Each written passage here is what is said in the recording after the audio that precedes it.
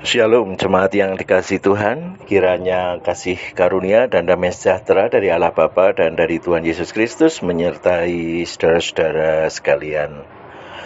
Selamat memasuki tahun 2003 dengan kasih dan penyertaan Tuhan. Pada ibadah awal tahun kemarin kita bersama-sama diajak untuk menggumuli tema bahwa waktu adalah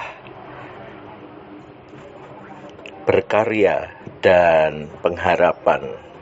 Ada dua hal penting yang tidak ditekankan terkait dengan waktu yang kita miliki, dan teks yang dibacakan kepada kita adalah soal penghakiman terakhir dari Matius 25 ayat 31 hingga ayat 46. Ada bagian penting bahwa menjadi bagian kita orang-orang percaya untuk memiliki pengharapan bahwa pada saatnya anak manusia itu akan datang sebagai Tuhan yang mulia yang menjadi hakim atas segala sesuatu di bumi ini.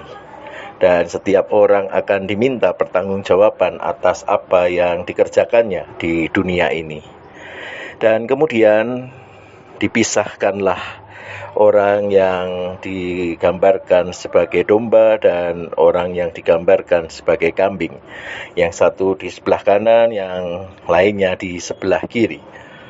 Dan ketika kemudian ditanyakan mengapa terjadi pemisahan seperti itu, ada jawaban yang diberikan oleh sang hakim itu bahwa ada hal yang dilakukan oleh orang-orang yang ada di sebelah kanan dan ada hal yang tidak dilakukan oleh orang-orang yang di sebelah kiri.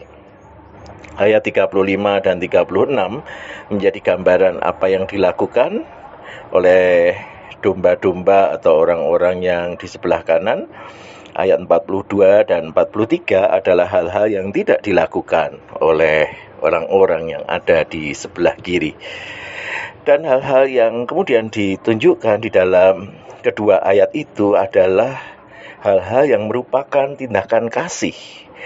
Sebab ketika aku lapar, kamu memberi aku makan. Ketika aku haus, kamu memberi aku minum. Ketika aku seorang asing, kamu memberi aku tumpangan. Ketika aku telanjang, kamu memberi aku pakaian. Ketika aku sakit, kamu melawat aku. Ketika aku di dalam penjara, kamu mengunjungi aku. Sementara orang yang di sebelah kiri tidak melakukan hal itu.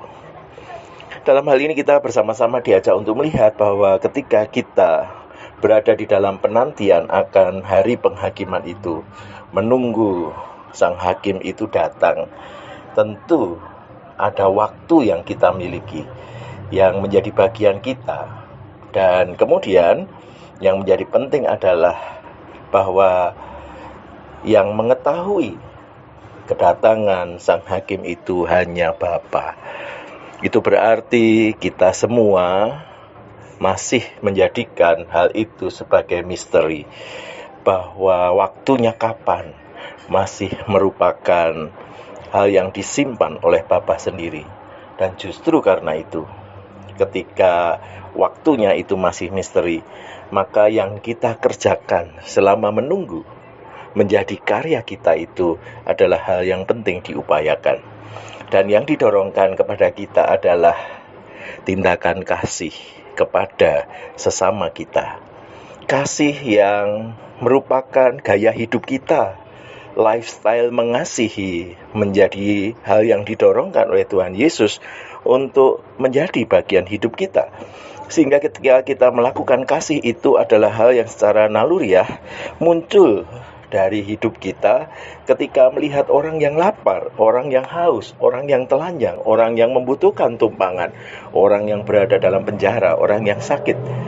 Sehingga kita melakukan karya kasih kepada mereka sebagai tindakan yang begitu saja mengalir dari hati kita, sehingga kemudian itu menjadi lifestyle yang memberkati hidup kita. Karena ketika kita melakukan, bahkan itu sudah melampaui kesadaran kita, bahwa kita melakukan itu karena memang kita mau mengasihi, Dan itulah yang kemudian dicatat oleh sang hakim sebagai tindakan yang dilakukan untuk dia. Tindakan yang dilakukan untuk orang-orang yang hina itu juga dilakukan buat Tuhan. Dan kalau itu sudah menjadi lifestyle kita, tentu akan menjadi hal mudah untuk terus mengasihi dalam kehidupan ini. Karena kita menjadikan kasih itu sebagai gaya hidup yang hari demi hari kita hidupi dalam penantian akan pengharapan kedatangan sang hakim dalam diri anak manusia itu. Kiranya Tuhan memampukan kita semua. Amin.